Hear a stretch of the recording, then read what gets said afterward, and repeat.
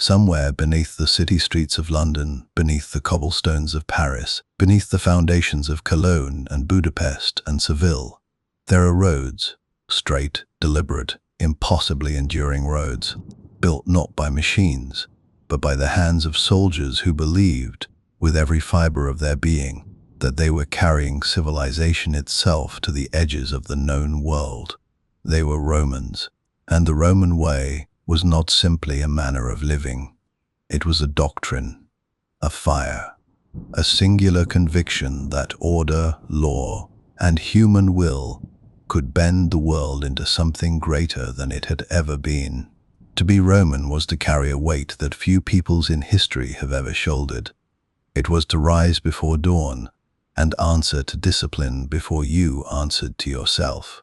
It was to speak Latin not merely as a tongue, but as a declaration that wherever you stood, Rome stood with you. Whether you were born on the banks of the Tiber or conscripted from the hills of Gaul, from the deserts of North Africa or the forests of Britannia, if Rome had claimed you and you had claimed Rome in return, you were Roman. Citizenship was not blood. It was belief. It was conduct. It was an identity forged in the heat of shared purpose. The Romans understood something that empires before them had only glimpsed, that conquest alone does not build a civilization. You must make people want to be you. And so they built aqueducts that carried clean water across mountains, amphitheaters where 50,000 people could gather under a retractable canvas sky, public baths, forums, libraries, courthouses, the architecture of a people who intended to stay, who intended to matter forever. And, at the center of it all, the figures who shaped not just their age, but ours. Julius Caesar, the man who crossed the Rubicon and made the word emperor feel inevitable, who understood that the pen and the sword must travel together, who wrote of his own wars with a historian's detachment and a conqueror's pride.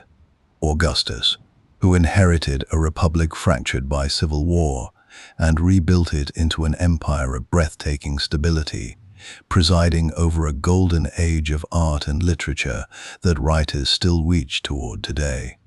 Marcus Aurelius, the philosopher king who led legions into battle by day and wrote his meditations by firelight at night. A man wrestling with power, mortality, and virtue in words so honest they have never gone out of print. And Hadrian, who walked the borders of his empire not from maps, but in person, who understood that knowing the edge of your world is the first step to defending it. These were not mythological heroes. They were administrators, strategists, politicians, men who ate, doubted, grieved, and died. And yet they cast shadows so long that we are still standing inside them. But let us speak of the military, because nothing announced Rome to the world quite like our armies. The Roman legion was not merely a fighting force. It was a civilization in motion. 8,000 men, moving as one organism, engineers who could raise a fortified camp in 4 hours, soldiers who could throw a javelin with lethal precision and lock shields into an impenetrable wall before the enemy had finished their war cry. The famous testudo formation, the tortoise, a shell of interlocking shields so disciplined and precise that arrows simply fell away from it like rain off stone. These men trained in full armor, even during peacetime, running miles, digging trenches, building bridges over rivers, because Caesar's maxim was not survival. It was that the Romans should fear their training more than the enemy ever could. At its height, the Roman military machine fielded nearly 500,000 soldiers across 30 legions, stretching from the Scottish Highlands to the Euphrates River. They did not simply win battles. They rewrote the geography of the world. And here is what should quietly astonish you, as you let these words carry you toward rest, the calendar you live by. Rome, the legal principles that govern your nation. Rome, the roads mapped beneath your cities. Rome, the words you speak, the way your courts argue, The idea that a citizen has rights that even a ruler must respect. Rome. 2,000 years have passed. Empires have risen and crumbled to dust. Languages have been born and forgotten. And yet the Roman way persists, not as a relic, but as a living current running beneath the surface of the modern world. They built for eternity, and eternity, it seems, is still being counted. So settle in. Let the weight of the day lift from you. Tonight, we walk the roads they built and discover how far they truly go. 1. Daily life in Rome. Before the sun crested the 7 hills, Rome was already awake. Not quietly, not gently, but with the full, unapologetic noise of a city that had never learned to sleep in. Cartwheels grinding over stone, merchants unlatching shutters, bakers pulling loaves from clay ovens, water-bearers moving through alleys still dark with shadow. Julius Caesar himself once complained that the city's nocturnal chaos made rest nearly impossible. And yet this was the rhythm of it, the great, relentless pulse of 1,000,000 lives arranged into something that looked, from a distance, like order. Rome, at its peak, was home to somewhere between 1 and 2 million souls. It was the largest city the Western world had ever seen, and it would not see its equal again for more than 1,000 years. To live inside it was to live inside a constant negotiation between ambition and survival, between dignity and desperation, between the marble face Rome showed the world and the overcrowded, smoky, vivid reality just behind it. Every person in that city woke to the same sun, but what that sun meant to them, what the day demanded, what it offered, what it withheld, depended entirely on where fate, birth, or fortune had placed them. The emperor, the axis of the world. At the summit of all things lived the emperor, and his day began not with rest, but with performance. By first light, the imperial palace on the Palatine Hill, overlooking the Forum below and the Circus Maximus beyond, was already populated with attendants, scribes, military tribunes, and petitioners who had waited through the night for a moment of his attention. The emperor dressed with ceremony, each element of clothing a deliberate act of statecraft, the toga, the laurel, the ring, symbols that reminded every man in the room and the man himself of what he represented. His mornings were consumed by administration. The empire's correspondence alone was staggering. Letters arrived from governors in Britannia, Syria, Egypt, and Hispania. Legal petitions demanded rulings. Military dispatches required decisions that could shift the border of the known world. A good emperor, a Marcus Aurelius, a Trajan, a Hadrian, understood that the throne was not a seat of luxury, but an engine of labor. Hadrian spent so many years traveling his empire in person that historians estimate he slept in more provinces than most men ever visited. Afternoons brought audiences. Citizens, senators, foreign dignitaries, all granted access through strict ritual. The emperor ate simply by the standards of his wealth, though banquets were a political tool as much as a pleasure. And at night, a good emperor returned to his writing, his study, his counsel. Sleep, when it came, was a soldier's rest, brief, purposeful, and always provisional. To be emperor was not to live above Rome. It was to carry Rome, and that weight never set. The senators and patricians, masters of the Forum, below the emperor and yet far above the common life of the city, the senatorial class moved through Rome with the particular confidence of men who believed the Republic had always been theirs to steward. Even long after the Republic was gone, their days began before dawn. The salutatio, the morning greeting ritual, was one of the defining ceremonies of Roman aristocratic life. Before sunrise, a senator's home would fill with clients, lesser men, freedmen, minor businessmen, and aspiring politicians who came to pay their respects, seek favor, offer flattery, and leave with whatever small coin or influence their patron might dispense. A powerful senator might receive hundreds of clients each morning. The salutatio was not warmth. It was transaction dressed in the language of loyalty. From there, the senator moved to the Forum. The Roman Forum was the beating heart of public life, a colonnaded, crowded, endlessly noisy space where law, commerce, gossip, and politics were conducted simultaneously and at volume. Senators argued cases in the basilicas, cast votes on legislation, cultivated alliances in the shade of temple porticos. Rhetoric was their sharpest weapon. A Roman nobleman spent years, decades, studying the art of public speech because in Rome, the man who could move a crowd with his voice held more power than the man who could merely threaten it. Their afternoons were devoted to the social and the philosophical.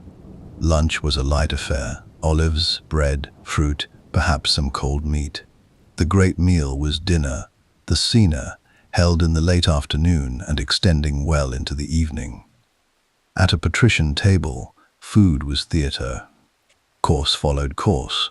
Wine was cut with water in practice ratios, and conversation ranged from literature to land law to the increasingly complex question of who the emperor actually favored. These dinners were where careers were made and ended, where marriages were arranged and alliances sealed, where Rome's ruling class reminded itself nightly of the shape of its own power. The equestrians, Rome's ambitious middle. Between the senators and the common masses moved the equestrians, Rome's commercial and administrative engine, named for the cavalry rank that once defined their class. Equestrians by the imperial era were businessmen, tax collectors, military officers, and imperial administrators.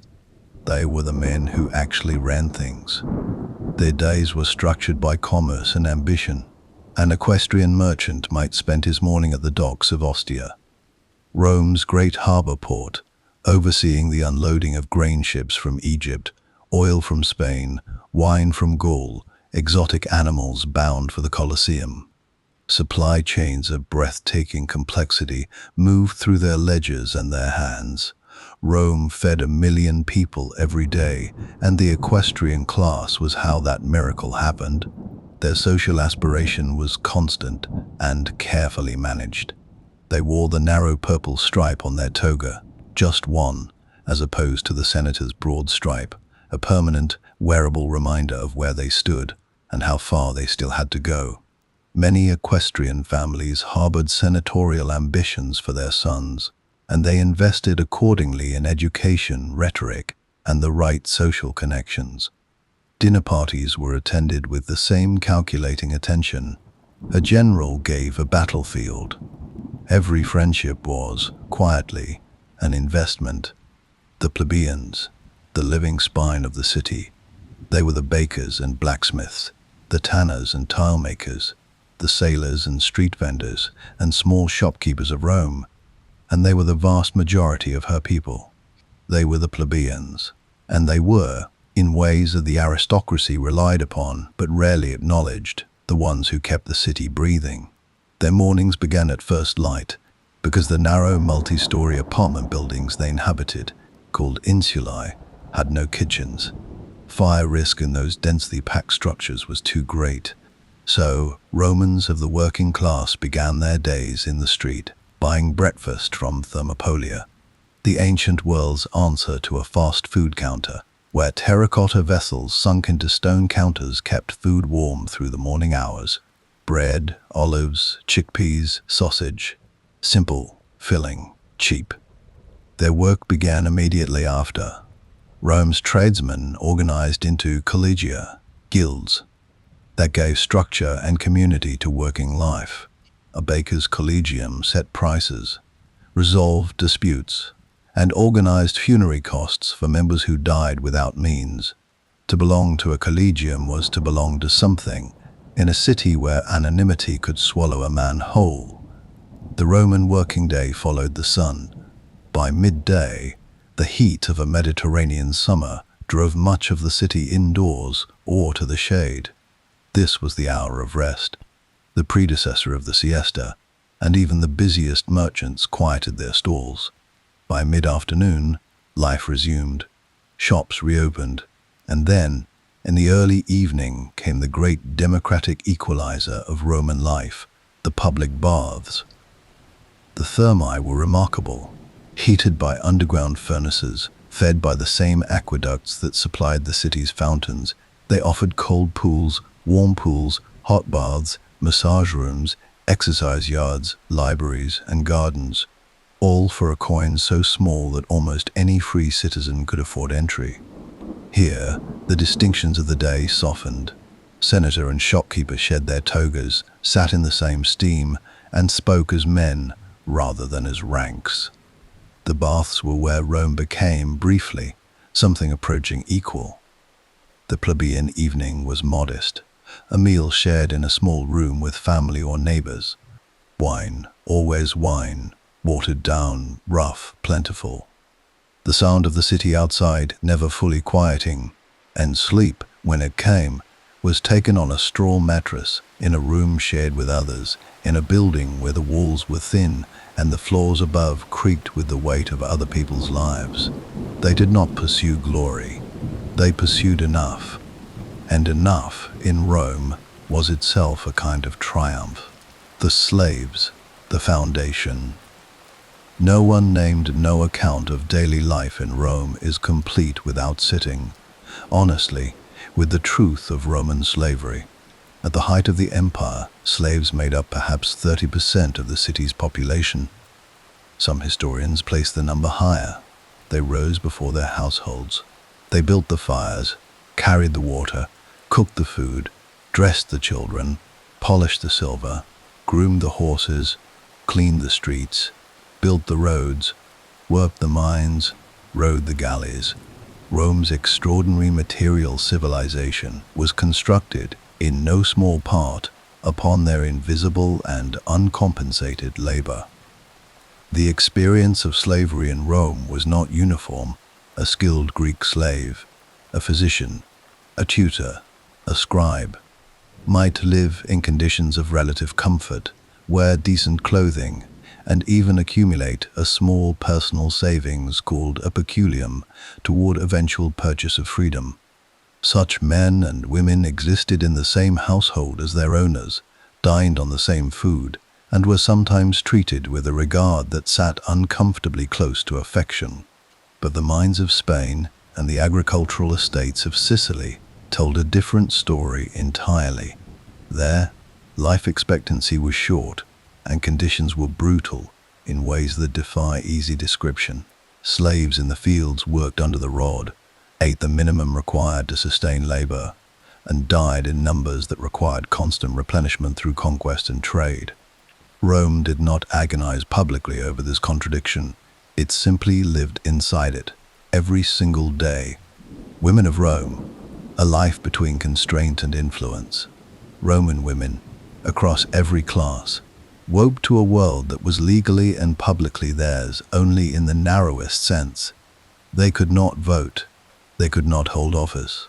In the eyes of Roman law, they existed in a state of perpetual guardianship, first under fathers, then under husbands. And yet, patrician women ran enormous households with the authority of commanders. They managed slaves, oversaw finances, educated children, and, in the privacy of the atrium, counseled the men who publicly held power. Livia, wife of Augustus, is widely believed to have wielded influence over imperial policy that no official title could contain. Agrippina the Younger engineered the succession of her son Nero with a political sophistication that would have made any senator envious. Working women ran shops, traded in the markets, worked as midwives and weavers and innkeepers. The baths had women's hours. The amphitheaters reserved women's seating. Life found its shapes within its walls. The Roman woman rose, managed, endured, and, more often than history has recorded, led. Just quietly, and without a forum to stand in, the soldier at rest, warrior between wars. And then there was the legionary, the man who garrisoned the edges of the empire, stationed in Judea or along the Rhine, in Dacia's mountains or Egypt's delta. When not on campaign, his days were shaped by the camp's relentless discipline. Morning drills, construction projects, patrol rotations, equipment maintenance. The Roman army built as much as it fought, and a soldier's hands were calloused from spade and sore as much as from sword and shield. He bathed when he could. He wrote letters home on thin wooden tablets. He worshipped Mithras in underground shrines and left offerings at altars to the divine emperors. He gambled, argued, made friends from Gaul and Syria and Britannia, who he would follow into fire not out of love of Rome, but out of love of each other. He slept in a leather tent or a stone barracks, pressed close to the men of his contubernium. His unit of 8, the closest thing he had to family, far from home. The sun fell the same way on all of them, on the emperor in his palace and the slave in his cell, on the senator's evening banquet and the baker's cold supper, on the legionary's watchfire and the plebeian woman nursing her child in a second-floor apartment above the noise of the street. Rome was not one city. It was 100 cities layered inside a single set of walls.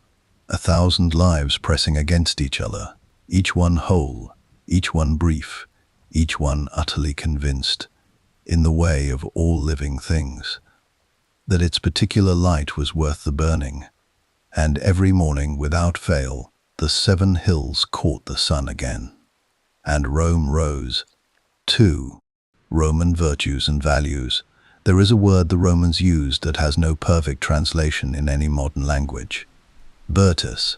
We reach for virtue and come close, but not close enough. We try valor, excellence, manliness, moral strength, and still the word slips past us, because what the Romans meant by virtus was not any single quality but the full, integrated expression of what a human being could become when they refused to be anything less than their best. It was potential made into habit. It was character made into conduct. It was the belief, held with the particular fervor of a people who had built an empire with their hands, that how you lived mattered as much as what you achieved, and that the two, if you were truly Roman, should never be separated. The Romans did not simply admire virtue. They catalogued it, named it, argued about it in the forum, debated it in philosophical schools, inscribed it on the bases of statues and the facades of temples. They issued coins stamped with personifications of Fides and Concordia and Libertas, not because they were naive about human failing, but because they understood that what a civilization chooses to honor in public shapes what it quietly becomes in private. These values were not decorations, they were architecture. And to understand Rome, you must first understand the invisible structure they held up, virtus, the root of all things.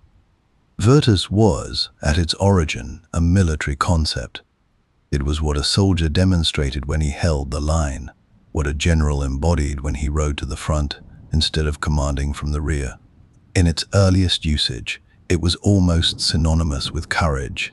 The physical, visceral refusal to yield when yielding would have been the easier choice. But as Rome matured, so did the idea.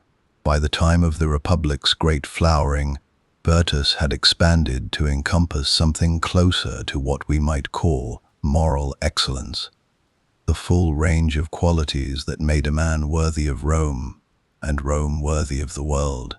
It was the internal compass that told you what was required of you, and the will to do it whether or not anyone was watching. Scipio Africanus, the general who defeated Hannibal at the Battle of Zama and effectively ended the Carthaginian threat that had brought Rome to its knees, embodied virtus in its military form. He was brilliant, audacious, willing to take risks that more cautious men would never have entertained.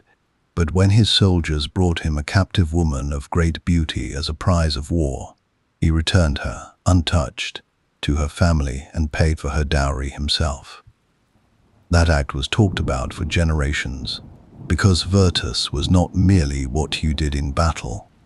It was what you did when no battle was being fought. Pietas, the debt that never ends. If virtus was Rome's spine, then pietas was its heartbeat. Pietas is the word that gives us piety, but again, the translation loses something essential. For the Romans, pietas was not primarily about the relationship between a human being and the divine, though that was part of it. It was more fundamentally about duty, about the web of obligations that connected you to everything that had given you life. The gods, yes, but also your family, your ancestors, your community, and your state. It was pietas that required a Roman son to care for his aging father, to maintain the family's ancestral rights, to ensure that the dead were buried with the proper ceremonies so their spirits might rest. It was pietas that demanded a general honor his commitments to his troops, that a magistrate keep his oath of office, that an emperor remember that he served Rome, not the other way around. Virgil placed pietas at the very center of the Aeneid, the great epic of Roman identity, by making it the defining quality of Aeneas himself. The epithet he repeats almost like a mantra is pious Aeneas, faithful Aeneas, dutiful Aeneas, the man who carries his aged father on his shoulders out of burning Troy, who endures years of wandering, heartbreak, and war, not for his own glory, but because the gods have tasked him with founding a people. Aeneas is not the most exciting hero in classical literature. He does not blaze with the consuming fire of Achilles. But that, Virgil is telling us, is precisely the point. Pietas is the harder virtue. It is the one that builds things that last. Augustus understood this. When he rebuilt Rome from the ruins of civil war, he did not merely restore the temples. He restored the rituals, the priesthoods, the sacred calendars. He understood that pietas was the glue that held the social contract together, and that when a civilization stops honoring its obligations to its ancestors, to its gods, to its own stated values, it has already begun to dissolve, regardless of how many legions it commands. Gravitas and dignitas. The weight of the self-walk into a room where a Roman senator was sitting, and you would have felt it before he spoke a word. Gravitas. Literally, weight. The quality of a man who took himself seriously enough that others had no choice but to do the same. Not arrogance. The Romans had another word for that, and it was not a compliment, but a kind of earned solemnity. The bearing of a person who understood that their actions had consequences and carried themselves accordingly.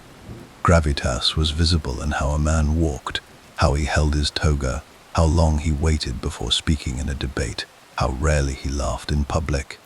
It was the opposite of frivolity, and frivolity to the Roman aristocratic mind was one of the more damning character flaws a man in public life could display. Cato the Elder, perhaps the most ferociously Roman who ever lived, embodied gravitas to a degree that bordered on caricature. He was stern, unyielding, almost aggressively virtuous, a man who distrusted Greek cultural influence with the particular suspicion of someone who fears that beauty might make men soft. But even those who found him exhausting admitted that he had weight, that his words, when he finally delivered them, landed. Dignitas traveled alongside gravitas like a shadow. Where gravitas was internal bearing, dignitas was its public reflection, reputation, standing, the accumulated respect that a man had earned through his conduct over a lifetime. A Roman's dignitas was not merely personal property. It was, in a very real sense, his identity. To attack a man's dignitas, to humiliate him publicly, to accuse him falsely, to strip him of the respect his years had built, was among the gravest injuries you could inflict. When Julius Caesar crossed the Rubicon in 49 BC, he said he did it in defense of his dignitas. The Senate had moved to strip him of his command, and to Caesar, that was not a political setback. It was an existential assault on everything he was. Whether that justification was genuine or self-serving is a debate historians have never quite resolved. But that he used it, and that his soldiers understood what he meant, tells you everything about how central dignitas was to the Roman sense of self. Fides, the tie that binds among all the Roman virtues, fides faithfulness, loyalty, trust, was perhaps the most socially foundational. Rome was a society built on personal relationships of obligation. The patron-client system, the military oath, the marriage contract, the business handshake, the treaties between Rome and foreign states, all of these rested, ultimately, not on legal machinery, but on fides, on the shared understanding that a promise made was a promise kept, and that to break faith was to make yourself something less than human. The goddess Fides was one of Rome's oldest deities, older than Jupiter in some traditions, and she was depicted with her right hand wrapped in white cloth, because the right hand was the hand of agreement, and to offer it was to stake your honor on your word. Her temple stood on the Capitoline Hill, the heart of Rome's sacred geography, because the Romans understood that a civilization without trustworthiness was not a civilization at all. It was merely a collection of armed individuals waiting for an opportunity. Fides also governed Rome's relationship with the peoples she conquered. When Rome offered terms and a conquered city accepted them, those terms were binding, not because Rome was sentimental, but because Rome understood that her reputation for keeping faith was a military asset. Cities were more likely to surrender and more likely to remain loyal afterward if they believed that Roman promises meant something. The erosion of that reputation in the later Republic and Empire was not merely a moral failure, it was a strategic one. Disciplina, the forge of character. The Romans believed, with a conviction that shaped everything from their military training to their child-rearing practices, that character was not given, it was made, that the person you became was the result of what you repeatedly did, and that excellence was therefore not a gift but a discipline. Disciplina, from which we take our word directly, was the organized, intentional cultivation of the self through hardship, repetition, and the willing submission to structure. A Roman soldier ran miles in full armor, not because any individual campaign required it, but because the doing of hard things made the man who could do hard things when they were required. A Roman orator practiced his speeches alone in rooms for years, studying the techniques of the Greeks and then surpassing them, because Cicero understood that effortless eloquence is the product of enormous effort hidden from view. The Romans were deeply suspicious of ease. Luxury, luxuria, was one of their moral preoccupations, not because they didn't enjoy it, because they manifestly did, but because they had observed, in the histories of Greece and Carthage and the eastern kingdoms they conquered, what happened to peoples who mistook comfort for strength.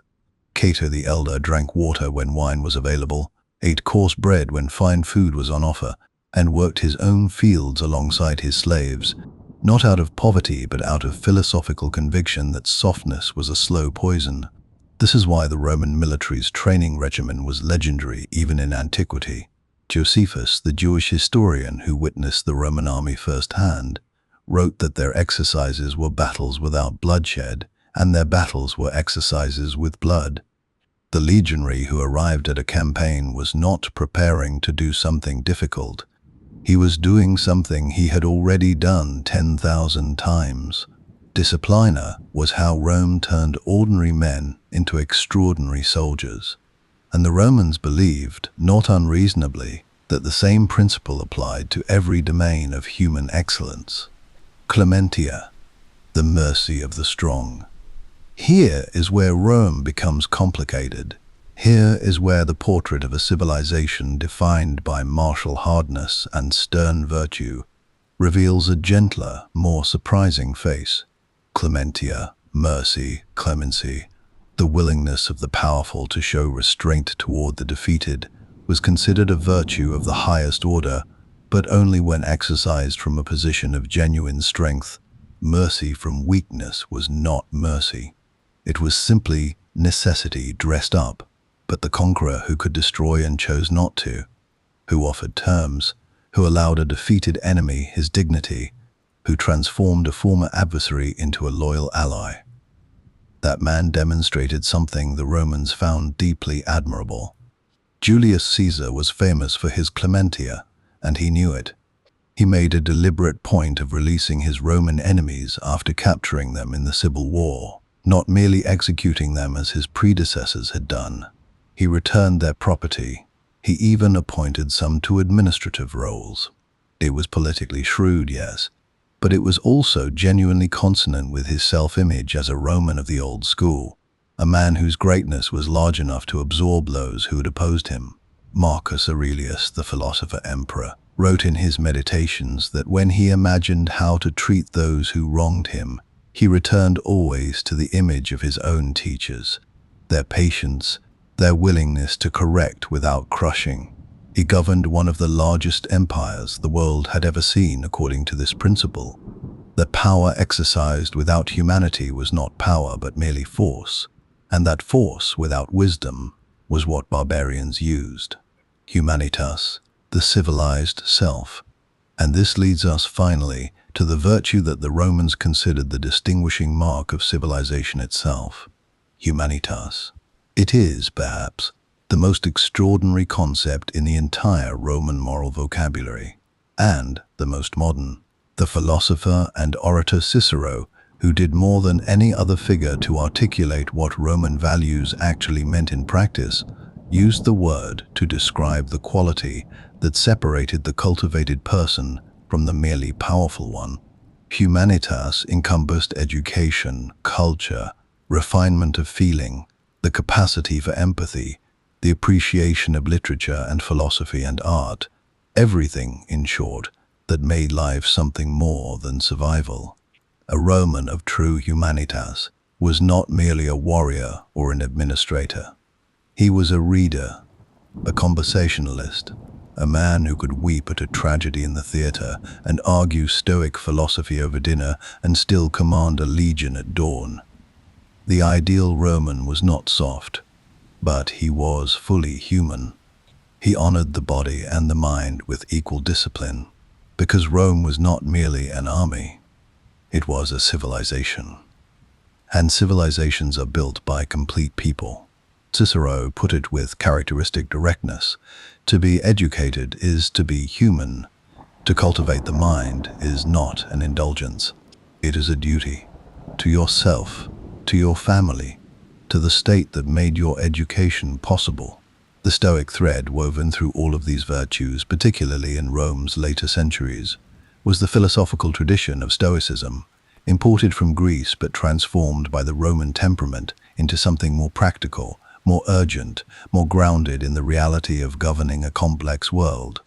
The Stoics taught that what happened to you was largely beyond your control. What you did with it was not. That the wise man, the good man, concentrated his entire will on the only domain that was truly his own response to circumstance, his judgment, his choices, his character. Marcus Aurelius, writing his Meditations alone at night during military campaigns on the Danube frontier, was not writing for publication. He was writing to hold himself together. He was reminding himself, day after day, of the things he already believed, but found difficult to practice. Be patient with the foolish. They are you at your worst moments. Do not resent the short span of a human life. Use it. The obstacle is not the enemy of the work. The obstacle is the work. These thoughts, scratched out by a tired emperor in a campaign 2,000 years ago, have been read continuously ever since, translated into every major language, carried into wars and boardrooms and prison cells and hospital rooms. Because what Marcus Aurelius understood, what the whole long tradition of Roman virtue at its best understood, is that the most enduring conquest is not of territory, it is of the self. And perhaps that is the truest definition of the Roman way. Not the roads, though the roads were extraordinary. Not the aqueducts, though they carried water across mountains. Not the armies, though they remade the map of the world. But the insistence, generation after generation, in the lives of emperors and farmers and soldiers and slaves, that a human being is not merely what happens to them, but what they choose to become. That there is a standard, that the standard is worth keeping, that the keeping of it, however imperfect, however costly, is what makes a life worth living. Rome believed that, and perhaps that is why, long after the last legion disbanded and the last emperor fell, the world could not quite bring itself to forget her. 3. Engineering and architecture. Consider the arch. It is such a simple thing when you look at it.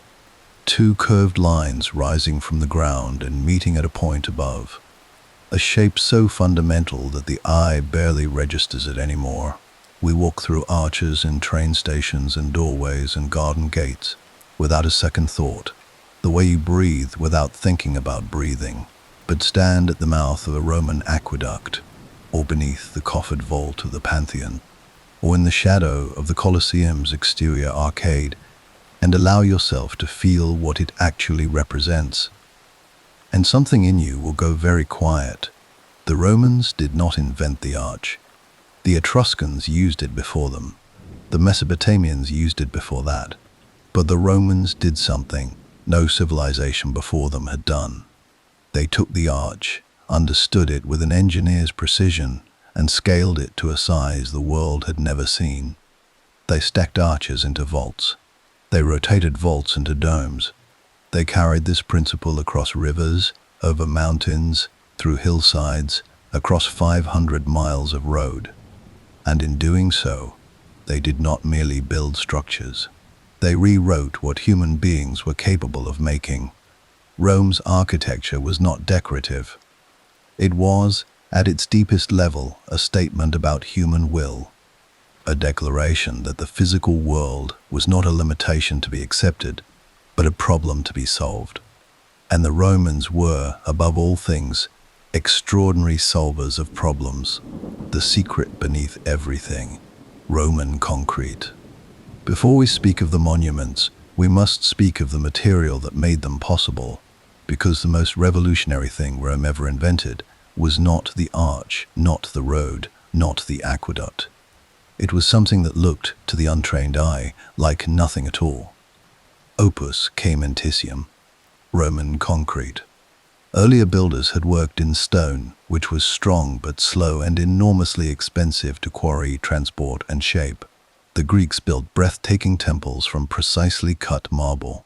But the precision required meant that construction was a painstaking art, accessible only to the wealthiest clients for the grandest purposes. The Romans changed the equation entirely. Their concrete, a mixture of volcanic ash called pozzolana, lime, seawater, and aggregate rubble, could be poured into any shape, set into molds of any dimension, and cured into a mass of remarkable compressive strength. It could be made by relatively unskilled labor. It could be produced in enormous quantities. And, in a fact that continues to astonish materials scientists today, it actually grew stronger over time rather than weaker, as the seawater interacted with the volcanic minerals in a slow chemical process that modern engineers are still attempting to fully replicate. With concrete, Rome could build things that stone alone could never have supported. Wider spans, deeper foundations, thicker walls, heavier vaults. The material was the hidden engine of everything that followed. The reason the Pantheon's dome has stood for nearly 2,000 years without reinforcement, while modern concrete structures begin to deteriorate within decades. Rome's greatest engineers understood something that would not be formally articulated until the modern era, that the strength of a civilization is inseparable from the strength of its material science. The roads, lines drawn across the world. Omnes vi Romam ducunt. All roads lead to Rome. We still say it. We will probably always say it.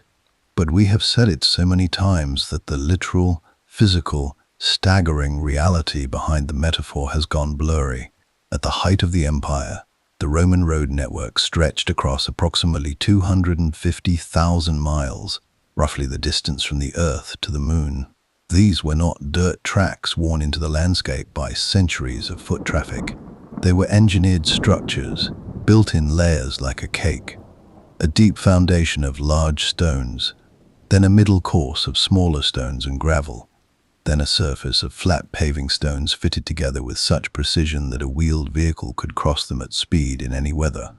Many were crowned slightly in the center, cambered, so that rainwater drained to the sides rather than pooling on the surface. They were built straight where the terrain allowed, because straight roads were faster roads. And faster roads meant faster armies, faster messengers, faster commerce. The Via Appia, the Queen of Roads, begun in 31 BC, and eventually stretching more than 350 miles from Rome to Brindisi, was so well constructed that sections of it are still walkable today, under the same stones that carried Roman legions 2 millennia ago. Stand on those stones and press your foot against them, and you are touching something made by the hands of soldiers and engineers who believed that a road was not merely infrastructure, it was authority. It was presence. It was Rome extended through space. The roads transformed the empire's nervous system. A message could travel from Rome to the English Channel in roughly 7 days, carried by relay horsemen on a network of manciones.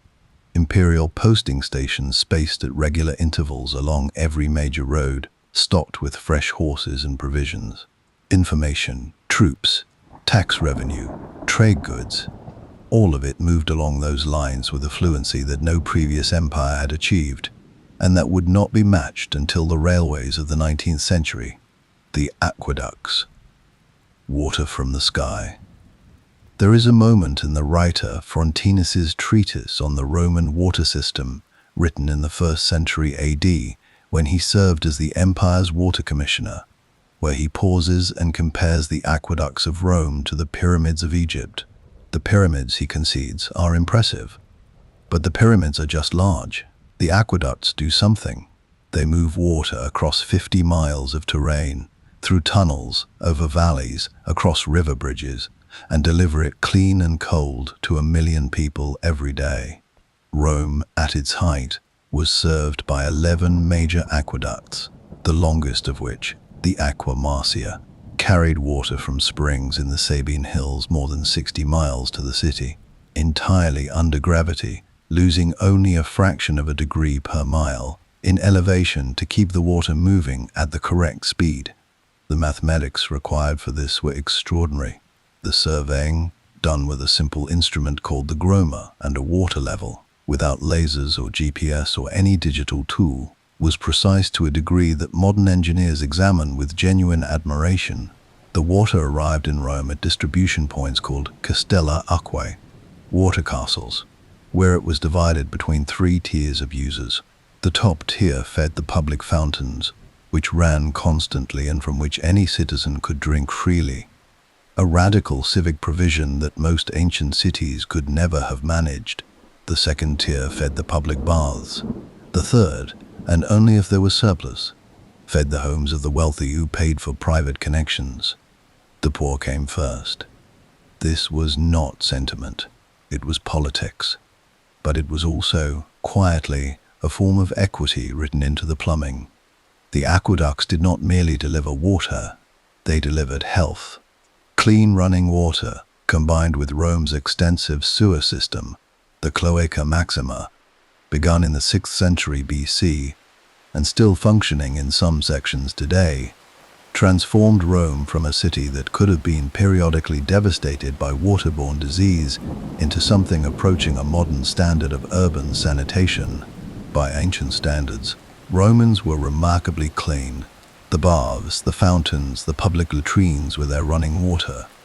All of it rested on those lines of arched stone crossing the hillsides outside the city, catching water at its source and carrying it, without pumps, without power, without anything but gravity and mathematics, into the heart of a civilization. The Pantheon, a letter to eternity. If you want to understand what Roman architecture was reaching for, what it was trying to say about the relationship between human beings and the infinite, then you must go to the Pantheon. It stands in Rome today almost exactly as it stood when the Emperor Hadrian rebuilt it in approximately 105 AD. The marble floors are largely original. The bronze doors, enormous, pivoting on ancient hinges, are original. The interior geometry is so precisely calculated that if you placed a sphere inside the building, it would fit perfectly. The diameter of the dome equals the height of the drum beneath it, so that the entire space can be understood as a perfect circle, a world contained within walls. At the top of the dome is the oculus, the eye, a circular opening 9 meters across, open to the sky, unglazed, through which light enters in a column that moves across the floor and walls throughout the day as the earth turns. Rain falls through it during storms and drains through holes in the marble floor. On April 21st, the legendary founding date of Rome, at noon, the column of light from the oculus falls directly on the entrance to the building, framing anyone who walks through the door in a circle of sunlight. Whether this alignment was intentional is a question that architectural historians continue to debate. The Romans do not appear to have considered it worth explaining, perhaps because they thought it was obvious.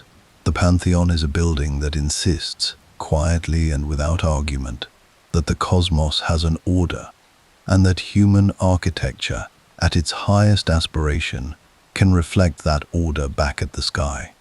It is 1,900 years old, and it remains the best preserved ancient building in Rome, in part because it has been in continuous use as a temple, then as a church, for its entire existence. It has never been abandoned, never fully forgotten. The world has simply been unable to let it go. The Colosseum. Engineering as theater. And then there is the building that Rome showed to the world as its face, the Flavian Amphitheater, which history calls the Colosseum, begun under the Emperor Vespasian in 72 AD and completed under his son Titus 8 years later. It was the largest amphitheater ever built in the ancient world. Its elliptical outer wall rose 4 stories, roughly 50 meters, above street level, faced in travertine marble, articulated by engaged columns of 3 different orders stacked one above the other in a display of architectural learning that was also, unmistakably, a display of imperial confidence. Look at what we can do. Look at what we have done. Look at what we are. Inside, it could seat between 50,000 and 80,000 people, arranged in tiers according to social class. The seating rising from the ringside marble chairs, reserved for senators, to the standing room at the very top where the poorest citizens crowded under a retractable canvas awning called the velarium. The fact that a canvas shade was engineered to cover most of an amphitheater the size of several modern football fields, operated by sailors from the Roman fleet using a system of masts and ropes, tells you something important about Roman priorities. They would not let their spectators sit in the sun. Beneath the arena floor, which was itself a removable wooden platform, lay the Hypogeum, an underground network of tunnels, chambers, and mechanical lifts. Caged animals could be raised directly through trapdoors to appear in the arena above, as if conjured from the earth. Elaborate stage sets could be hoisted into position in minutes. The Romans staged mock sea battles in the flooded arena before the Hypogeum was installed, and hunts of exotic animals transported from every corner of the empire. The logistics alone were a form of engineering genius, but the Colosseum was not just a venue, it was a communications system. It was where the emperor communicated his power to the people, where the people communicated their mood to the emperor, where the complex social contract of bread and spectacle was renewed, publicly, before tens of thousands of witnesses. It was politics made into stone and poured concrete. A building designed to hold not just bodies but meanings. Vitruvius and the philosophy of building. Behind all of this, behind the roads and the aqueducts and the domes and the amphitheaters, was a theory. The architect and engineer Marcus Vitruvius Pollio, writing in the 1st century BC, produced the only surviving architectural treatise from classical antiquity, De Architectura, 10 books that attempt to codify the entire art and science of building. Vitruvius articulated the 3 principles that he believed every work of architecture must satisfy: firmitas, utilitas, venustas, strength, usefulness, beauty. Not one of the 3, all 3. A building that was strong but ugly was a fortress. A building that was beautiful but structurally unsound was a folly. A building that was useful but neither strong nor beautiful was a shed. True architecture, Roman architecture, was the discipline of holding all 3 in balance simultaneously, without sacrificing any one of them for the convenience of the others. It is a standard so rigorous that most of human construction fails to meet it. The Romans, at their best, did not. Hadrian himself was an architect of genuine ability. He is believed to have designed or substantially contributed to the Pantheon's final form, and he brought to the practice the same philosophical seriousness he brought to everything else. For Hadrian, building was not separate from governing. It was a form of governing. What you built expressed what you valued. It communicated to every person who lived inside it or walked past it what the civilization believed about the dignity of human life. The military engineer, building at the edge of the world. And then there is the kind of Roman engineering that receives the least attention and deserves perhaps the most. The military engineer. A Roman legion in the field was not merely a fighting force. It was a mobile construction unit. Every soldier was trained to dig, to build, to survey, to lay timber. At the end of every day's march, regardless of weather or exhaustion, the legion constructed a fortified camp, castra, surrounded by a ditch, a rampart, and a palisade of wooden stakes that each soldier carried as part of his standard kit. The camp was laid out identically every single time, with the same streets in the same positions, the same location for the commander's tent, the same placement of the latrines and the granaries. A soldier who arrived at a new camp in the dark after a 20-mile march could find his tent in the blackness because it was always in exactly the same place. This was not merely convenience. It was cognitive efficiency under stress. It eliminated confusion at the moment when confusion could be fatal. Hadrian's Wall, 73 miles of stone wall crossing the width of northern Britain, built on Hadrian's personal order around 22 AD, was perhaps the supreme expression of military engineering as a political statement. It was not, strictly speaking, necessary as a purely defensive structure. Rome's legions in Britain were more than capable of handling raids from the north without it. But the wall declared something. It said, "This is where Rome ends and the world begins." It said, "We have decided where the line is, and we have built it in stone so that everyone, on both sides, understands." It was engineering as border, engineering as identity, engineering as the physical inscription of Roman will upon a landscape. 2,000 years later, you can still walk its length. You can stand on the highest sections, in the wind off the Northumbrian hills, and look north toward Scotland and south toward the settled green farmland of Roman Britain, the farmland that was, for 3 centuries, the empire, and feel the scale of what they attempted, not just the wall itself, but the idea behind it, that human beings, organized and disciplined and purposeful, could reach to the edge of the world they knew and put their mark there. The Romans built in stone because stone endures. They built their roads straight because straight lines mean intention. They built their domes to touch the sky because they believed that the space between a human being and the divine was not unbridgeable, only unbuilt. They built as if they intended to last, and in ways that still hold up the world we live in. They were right. 4.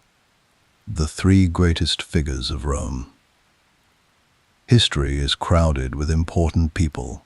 Every age produces its generals and its statesmen, its orators and its architects, its philosophers and its tyrants.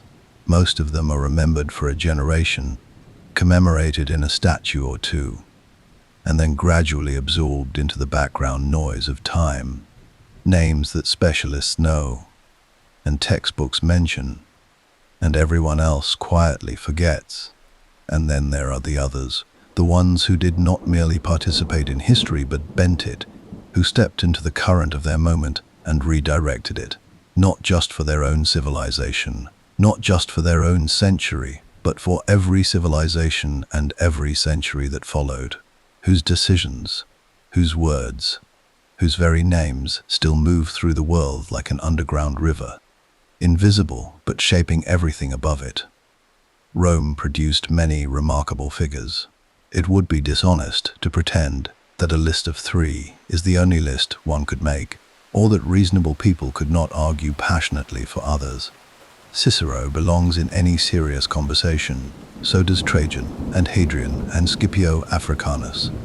Rome was not short of greatness, but 3 figures rise when the long view is taken.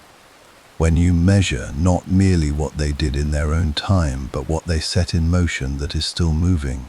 Above the rest, 3 men who, between them, defined what Rome was at its foundation, what it became at its height, and what it whispered to the world as it faded. Julius Caesar, Augustus, Marcus Aurelius, the conqueror who broke the old world open, the architect who built the new one, and the philosopher who asked, quietly and without flinching, what any of it was worth. Julius Caesar, the man who made the modern calendar and remade the world. Gaius Julius Caesar was born in 100 BC into a patrician family of distinguished lineage and modest current fortune, a combination that, in Rome, produced either comfortable obscurity or driving ambition. Caesar chose ambition with a totality that left very little room for anything else. He was, by any serious accounting, one of the most gifted human beings who ever lived. Not gifted in one direction, in the narrow, focused way that produces great specialists, but gifted across so vast a range of domains simultaneously that his contemporaries were visibly unsettled by it, in the way that people are sometimes unsettled by a thing they cannot quite categorize. He was a military commander of staggering brilliance, capable of making tactical decisions at a speed and accuracy that his officers, experienced soldiers, many of them, struggled to follow in real time.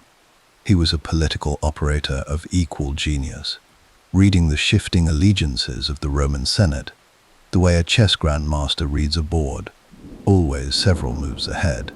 He was an orator, second only, perhaps, to Cicero.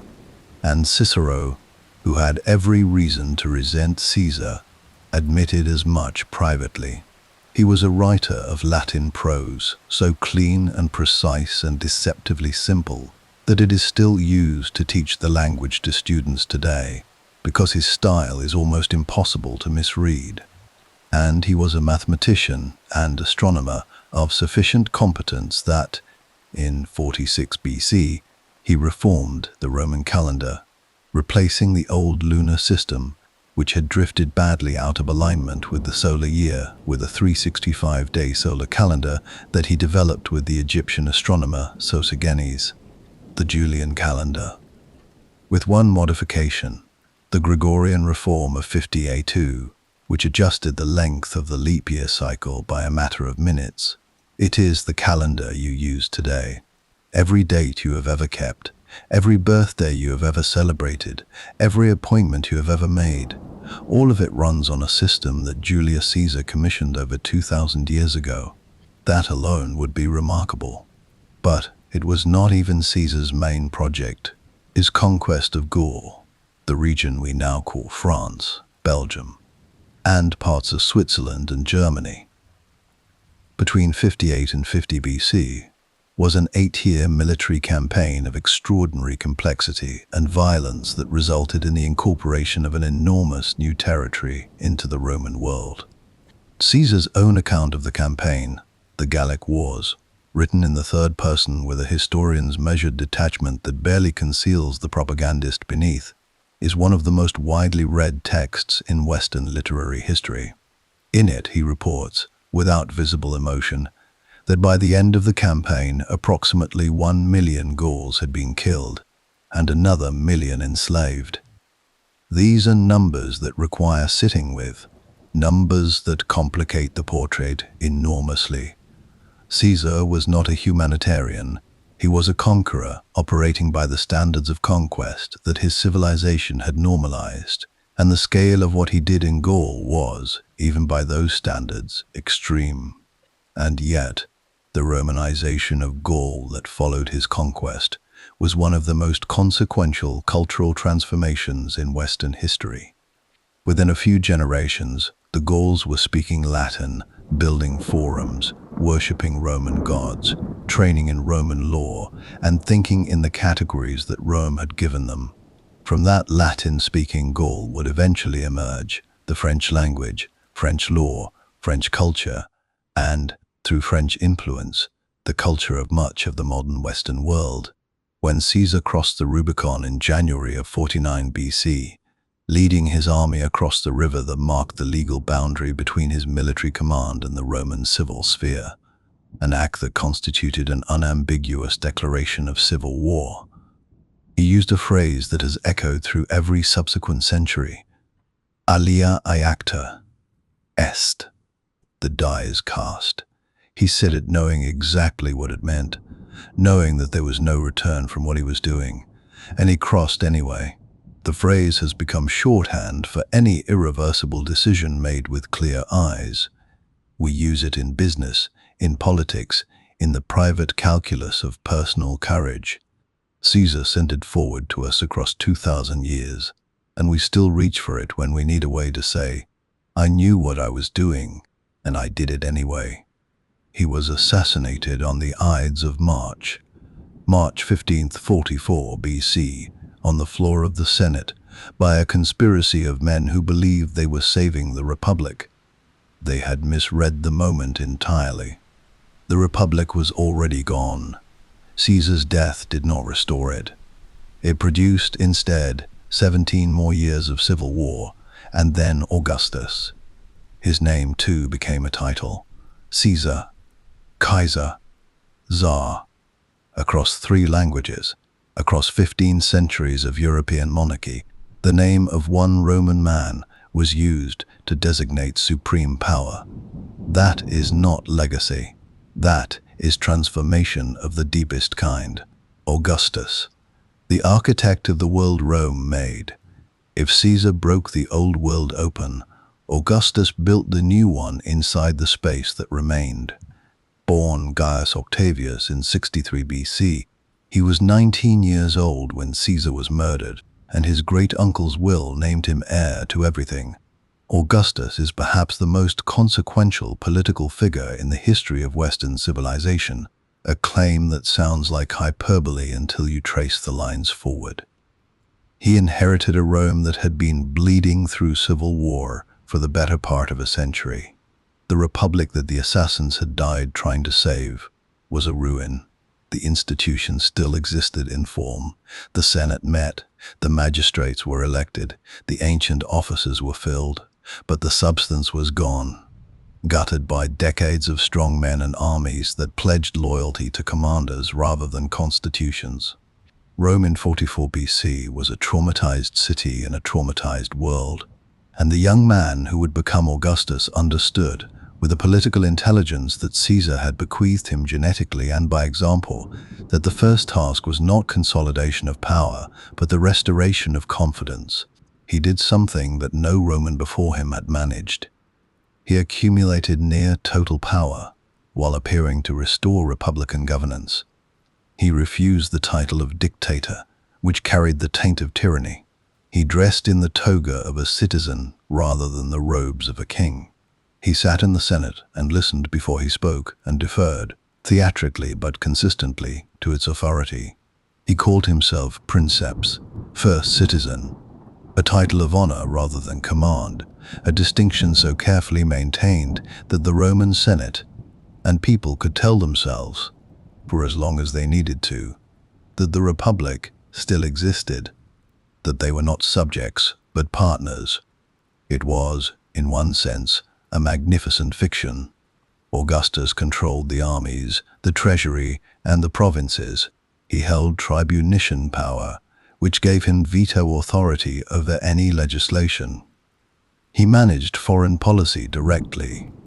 He was, in every functional sense, a monarch, but the fiction served a purpose that went beyond mere propaganda. It gave a traumatized society a framework within which to rebuild trust in institutions. It allowed the Senate to maintain dignity. It gave the people a story they could live inside while the world around them stabilized. And stabilize it did. The period that followed, the Pax Romana, the Roman peace, lasted, in its fullest form, roughly 2 centuries. 2 centuries in which the Mediterranean world experienced a degree of political stability, economic integration, and cultural exchange that it would not see again until the modern era. Trade flowed along the sea lanes and the roads without the constant disruption of major war. Cities grew, populations expanded, literacy spread. The Aeneid was written. The Odes of Horace were composed. Ovid completed the Metamorphoses. The architectural transformation of Rome, from brick to marble, in Augustus's own famous phrase, was carried out. The city that had been, for all its power, physically undistinguished, was remade into the monumental capital the empire deserved. Augustus governed for 41 years, a span almost incomprehensible in the violent, turbulent world of Roman politics, and died in bed at the age of 75, which was itself a remarkable achievement. His last words, according to Suetonius, were addressed to the small audience gathered at his deathbed. "Have I played the part well? Then applaud as I exit." The image of the theater, of a life as a performance, consciously managed from first scene to last, is so perfectly Augustan that it is almost certainly true. The structures he built outlasted him by centuries. The imperial system he designed, modified, corrupted, occasionally illuminated by genuinely great rulers, governed the Western world for 500 years after his death. His month, Augustus, renamed in his honor from the old name Sextilis, sits in every calendar in the world. And his fundamental insight, that power, to be durable, must wear the clothing of legitimacy, must make people feel that the order they live within reflects something they have chosen rather than something imposed upon them. That insight runs through every sophisticated system of governance the modern world has constructed. We live, still, inside the shape that Augustus made, Marcus Aurelius, the man who told the truth to himself. And then, 120 years after Augustus died, Rome produced the figure who would outlast them all, not in political consequence, but in something quieter and more permanent, in the direct, unmediated conversation he has sustained with individual human beings across 20 centuries. Marcus Aurelius was emperor of Rome from 161 to 80 AD.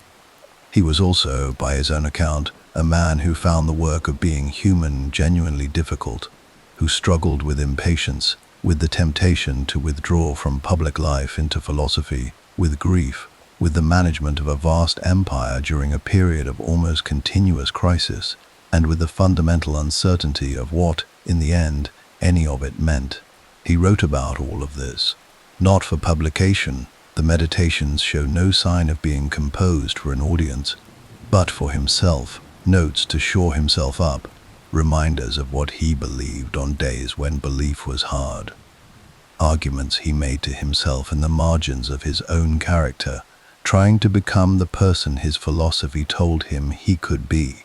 They are the most intimate document to survive from the ancient world, and they have been read continuously by everyone from Renaissance scholars to Enlightenment philosophers, to modern CEOs and soldiers and prisoners and grieving parents, by anyone, in any age, who has needed to be reminded that the difficulty of being human is not a personal failing, but the basic condition, and that the appropriate response to it is not despair, but the quiet daily recommitment to doing what is right.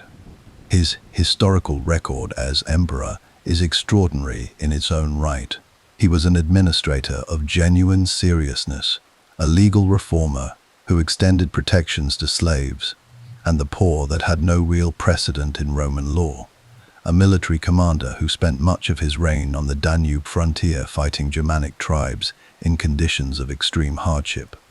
The column of Marcus Aurelius in Rome, still standing, depicts these campaigns in spiraling relief carvings that show, among the standard images of Roman military triumph, scenes of surprising tenderness, soldiers helping wounded men, civilians being sheltered rather than slaughtered.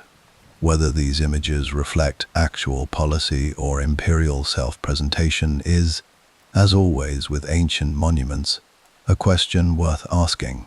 But that Marcus Aurelius considered it worth depicting is, itself, significant.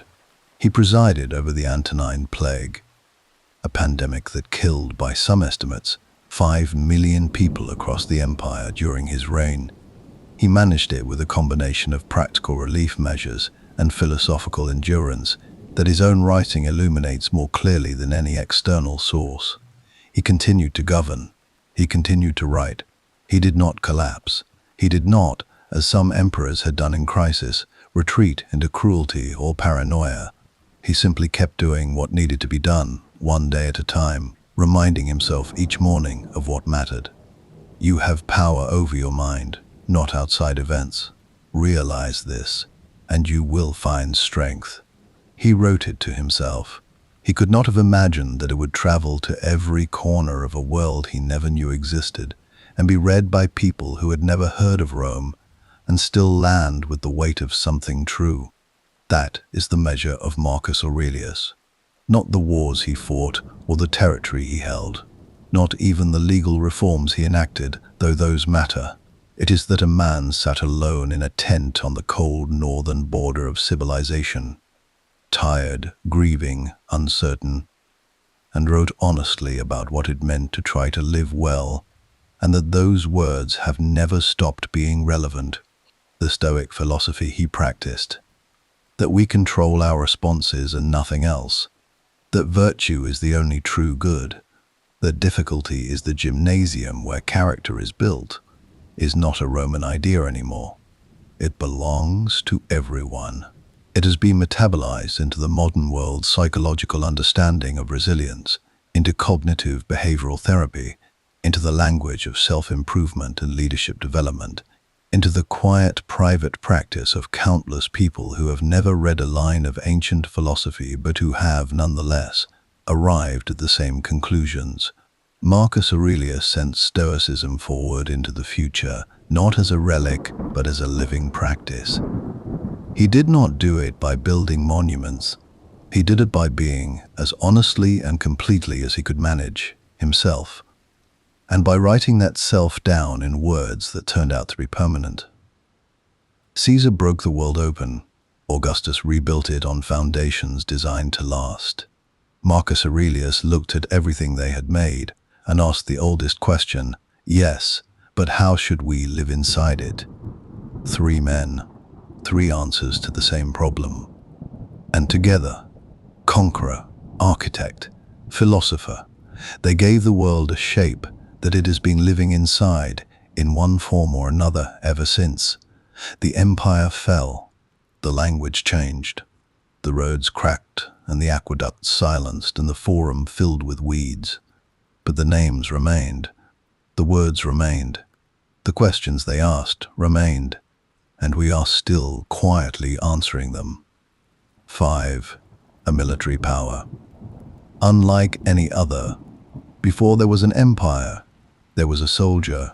Before there were aqueducts and forums and marble temples and the long, philosophical evenings of Marcus Aurelius. Before any of it, There was a man standing on a hillside above the Tiber River with a shield on his arm and a short iron sword at his hip, prepared to defend the 7 hills against whatever came down from the north. That man was the beginning. Everything Rome ever became was downstream from him, from the discipline he kept, the oath he swore, and the extraordinary institution that would evolve from his singular willingness to stand and hold. The Roman military is, by any serious measure, the most consequential fighting force in the history of the Western world. Not necessarily the largest. There were armies in the East that could field more bodies, not always the most technologically advanced. The Macedonian phalanx that Alexander wielded was a marvel of its own kind, but no military organization in Western history was more consistently effective across more terrain, against more varied opponents over a longer period of time. And no military institution has more directly shaped the armies, the doctrines, the organizational principles, and even the physical landscapes of the world that followed it. To understand the Roman military is not to study something ancient and remote. It is to study the template from which almost everything that came after was cut. The citizen soldier, where it began. Rome's army did not begin as a professional force. It began as a necessity. In the early centuries of the Republic, roughly the 5th and 4th centuries BC, Rome was a city-state among many, surrounded by rivals who had no particular reason to let her grow. The Etruscans pressed from the north. The Samnites contested the southern highlands in wars of grinding attrition that lasted decades. The Gauls sacked Rome itself in 390 BC, a trauma so profound that it burned itself into the Roman collective memory for centuries afterward. The sound of geese honking on the Capitoline Hill in the night that warned the garrison of the approaching Gauls became one of Rome's most sacred stories, told and retold as a reminder of how close the whole project had come to ending before it had properly begun. In these early wars, the Roman army was composed of citizen farmers, men who owned property, provided their own equipment, and served when called. They fought in the old Greek manner, in a phalanx, a dense block of heavily armored spearmen pressing forward in tight formation. It was a reasonable system for fighting on flat ground against similar armies. It was catastrophically inflexible on anything else. Rome learned this the hard way, fighting the Samnites in the narrow mountain passes of southern Italy, where a phalanx could barely maneuver, let alone fight effectively. And Rome did what it always did when confronted with failure. It adapted. It broke the phalanx apart into smaller, more flexible units, maniples, groups of roughly 120 men that could operate semi-independently on broken terrain while still functioning as part of a coordinated whole. This manipular system, introduced sometime in the 4th century BC, was the first great military revolution in Roman history. It was not just a tactical adjustment, it was a philosophical one. The Roman army was learning to think at multiple levels simultaneously, to be both disciplined and flexible, both coordinated and autonomous, and that combination would define it for the next 5 centuries. The Marian Revolution, the birth of the professional legionary. For roughly 3 centuries, the manipular system served Rome well enough. It carried the Republic through the Punic Wars against Carthage, wars of existential desperation that produced some of the most dramatic military history ever recorded, and through the conquest of Greece and Macedonia, and the slow, violent absorption of the Iberian Peninsula. But by the late 2nd century BC, the system was showing its limits. The wars Rome was now fighting were longer, farther from home, and more complex than the relatively local conflicts the citizen militia model had been designed for. Men were serving for years, rather than seasons, far from their farms, which were falling into debt and ruin while they were away. The property qualification for military service was becoming an obstacle rather than a foundation, because the wars themselves were creating the poverty that disqualified men from serving. In 27 BC, the consul Gaius Marius did something that permanently altered the nature of the Roman state.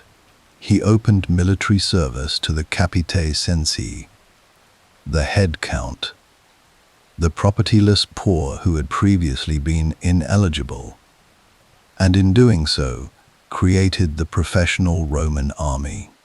Marius provided his soldiers with standardized equipment from the state, rather than requiring them to arm themselves. He reorganized the legion's internal structure, replacing the maniple with the larger cohort. 10 cohorts to a legion, each cohort of roughly 480 men. A unit large enough to fight independently, and flexible enough to combine with others in any configuration the situation demanded. He standardized the legionaries' kit, the pilum, the heavy javelin, the gladius, the short stabbing sword, the scutum, the curved rectangular shield, the lorica segmentata, the articulated iron plate armor that has become the enduring image of the Roman soldier. He forced his men to carry their own equipment, earning them the nickname Marius's mules, and in doing so, reduced the army's dependence on the enormous baggage trains that had slowed previous campaigns. But the deepest consequence of the Marian reforms was neither tactical nor logistical. It was psychological and political. Soldiers who had been serving for years, far from home, with no farm to return to, developed their primary loyalty not to the Roman state in the abstract, but to their commander, the man who led them, paid them, and would, at the campaign's end, advocate for their land grants. This shift from civic loyalty to personal loyalty was the crack in the Republican foundation that Caesar would eventually walk through. But it was also the thing that made the Roman legionary of the late Republic and early Empire the supreme military instrument of his age, a man whose entire identity, whose entire community, whose entire world was the legion. He had nothing else to go back to. He had no reason to fail. The anatomy of a legion.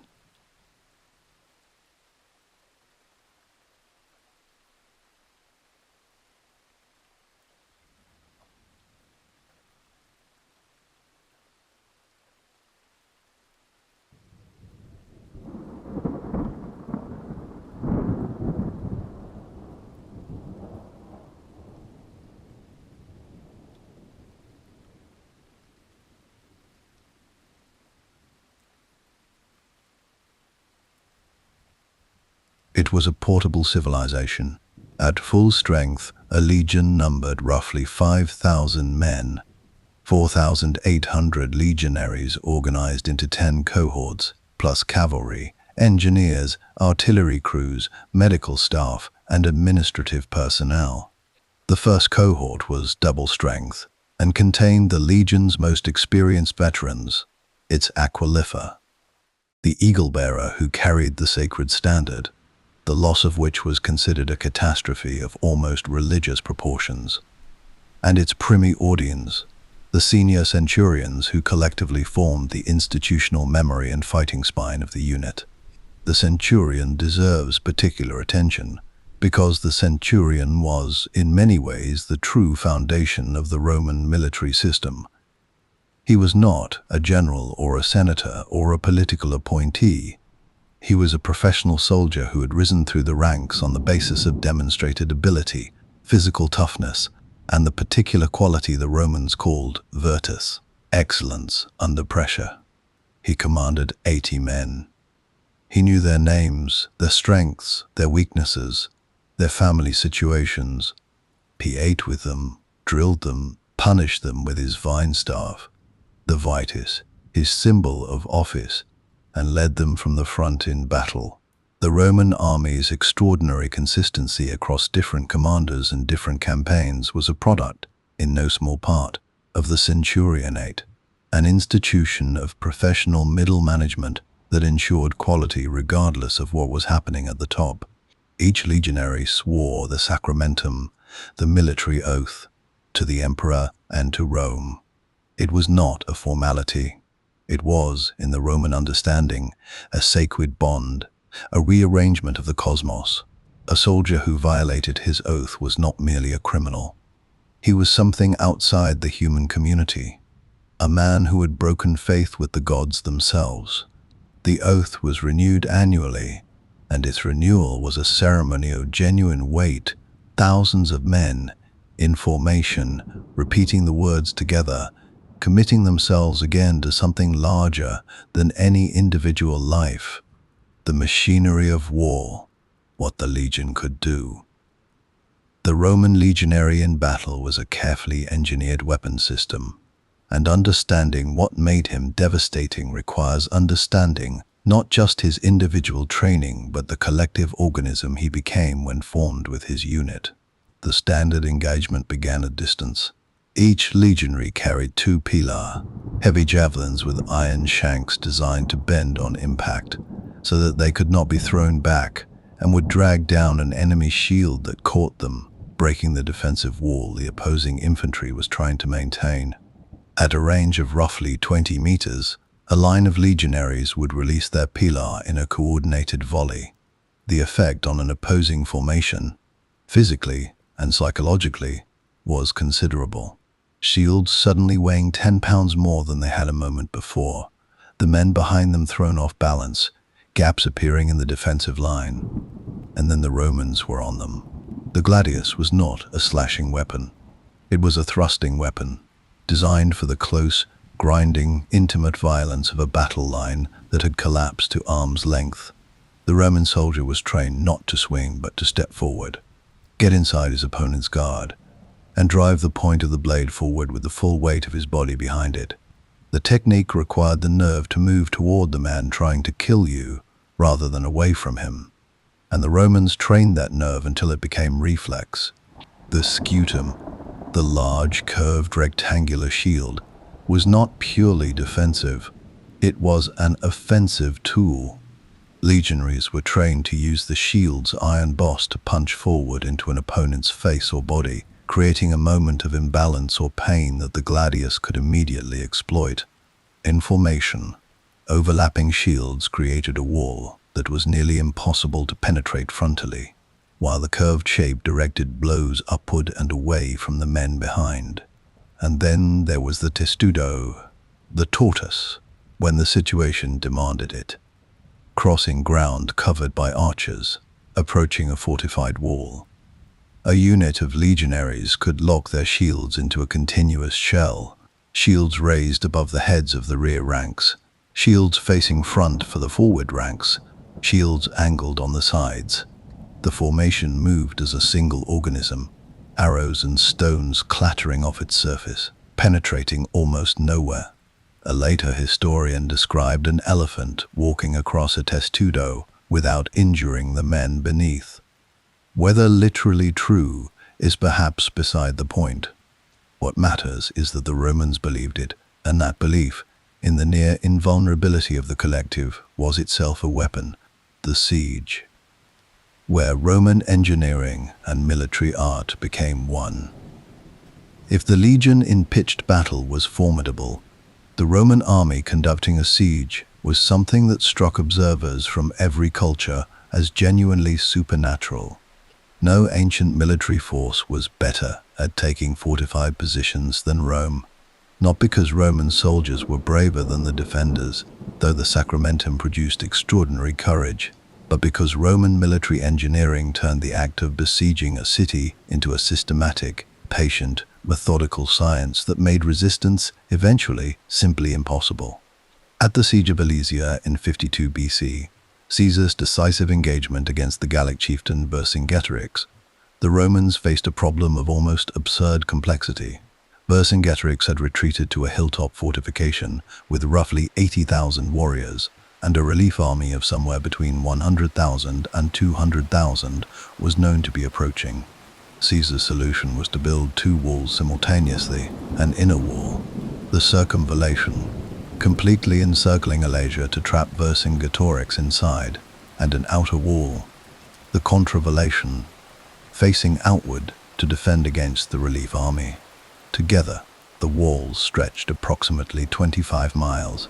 Caesar built them in weeks with the men of his own legions, while simultaneously conducting the tactical operations required to keep both enemies at bay. Vercingetorix surrendered, the relief army withdrew, and the siege of Alesia effectively ended the organized military resistance of Gaul. A generation later, at the siege of Masada in 73-74 AD, the final chapter of the Jewish revolt, the Roman general Lucius Flavius Silva faced a garrison of approximately 960 zealots at the top of an isolated mesa in the Judean desert, with cliffs dropping nearly 400 meters on every side. Rather than starve the garrison out, which would have taken years, Silva's forces built a siege ramp of earth and stone up the side of the cliff, an engineering project of staggering scale accomplished in the desert heat. When the ramp was complete, a battering ram was hauled to the top and the wall was broken. The garrison had taken their own lives rather than surrender. The ramp is still there. 2,000 years later, in the Judean desert, you can see what the Roman army chose to build rather than wait. The psychological dimension. What made them unbreakable? The most important weapon the Roman military ever possessed was not the gladius or the pilum or the siege engine. It was the Roman soldier's understanding of who he was. The legionary lived inside a system of identity so total, so carefully constructed and maintained, that it left very little psychological room for doubt or despair. He belonged to his contubernium, his tent group of 8 men who shared a tent, a mule, a cooking pot, and, over years of service, a closeness that had no real civilian equivalent. He belonged to his century, his cohort, his legion, and his legion had a name, a history, a battle record, a sacred eagle that men had died to protect and had been avenged for losing. The lost eagles of 3 legions, the 17th, 18th, and 19th, annihilated by Germanic tribes under Arminius in the Teutoburg forest in 9 AD, were not forgotten for 20 years, until Germanicus recovered 2 of them on punitive campaigns. The loss had been, to Roman military culture, something close to a religious wound. 3 legion numbers were never used again. Rome remembered its disasters as carefully as its triumphs, because the memory of Teutoburg was what produced the discipline that made the next disaster less likely. The Roman soldier also understood himself as part of a tradition stretching back to the city's foundation, a tradition that connected him to the soldiers of the Punic Wars, to the men who had repelled the Gauls from the Capitoline, to the mythological warriors of Rome's legendary past. He was not fighting for pay alone, though the pay mattered. He was fighting for something his civilization had told him was eternal, and that belief, even partially, even imperfectly held, made him willing to do things that purely mercenary soldiers would have declined. Vegetius, the 4th century military writer whose treatise Epitoma Rei Militaris summarized 5 centuries of Roman military doctrine, put it directly: soldiers are made, not born. The courage that matters in battle is not the wild, burning courage of the moment. That fades when the man next to you falls. The courage that wins wars is the courage of discipline, the courage that gets out of bed on a cold morning and drills when drilling is the last thing the body wants to do, because the man who drills in peace does not panic in war. Igitur qui desidera pacem, Pei para bellum. Therefore, let him who desires peace prepare for war. Vegetius's words, written in the twilight of the empire, have traveled through every subsequent century of Western military thought. They appear in treatises and doctrines and military academy curricula across the modern world. The logic behind them is still, to anyone who has served in a serious military organization, simply true. The legacy, what the legions left behind. The Roman military did not merely conquer territory, it created the world. The borders it established along the Rhine, the Danube, Hadrian's Wall in Britain, became, in many cases, the borders of modern nations. Germany's western boundary, Romania's history, Britain's enduring cultural separation from the continent. The towns that grew from Roman military camps, Castra turned into cities, are still inhabited today. York in England began as Eboracum, a legionary fortress. Cologne began as Colonia Agrippina, a veteran settlement on the Rhine. Vienna was Vindobona, a Danubian fort. Belgrade, Strasbourg, Lancaster, Chester, all of them Roman military foundations, still bearing in their names and sometimes in their street plans the imprint of the camps that preceded them, the military doctrines the Romans developed, unity of command, the importance of logistics, the use of engineering as a force multiplier, the disciplined training of professionals over the conscription of masses, the understanding that an army's morale is as important as its equipment, became the foundational texts of Western military thought. The officers' schools of the modern world still teach principles that, traced to their roots, lead back to Roman practice. Napoleon studied Roman campaigns. The Duke of Wellington studied them. Eisenhower's staff read Caesar's Gallic Wars. The language of modern military organization, century, cohort, legion, general, captain, military army, is Latin from root to tip. And there is something else, something harder to quantify, but perhaps more important than any of the above. The Roman military, at its best, demonstrated that the quality of a human institution is determined not by the resources available to it, but by the seriousness with which it takes the development of the human beings inside it. The legionary was not a naturally superior specimen. He was an ordinary man, a farmer's son, a city boy, a provincial recruit, who had been systematically, deliberately, patiently transformed by years of training, by the daily practice of discipline, by membership in an institution that expected greatness and therefore often received it.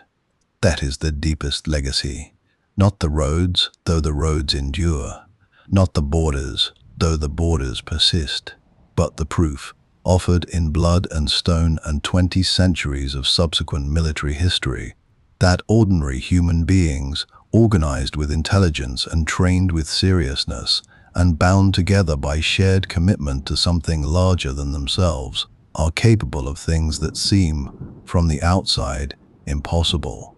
The last Western Roman emperor, a boy of 16 named Romulus Augustulus, carrying in his name the ghost of the city's founder and its greatest ruler, simultaneously, was deposed in 476 AD by a Germanic chieftain named Odoacer and sent into comfortable exile in a Campanian castle.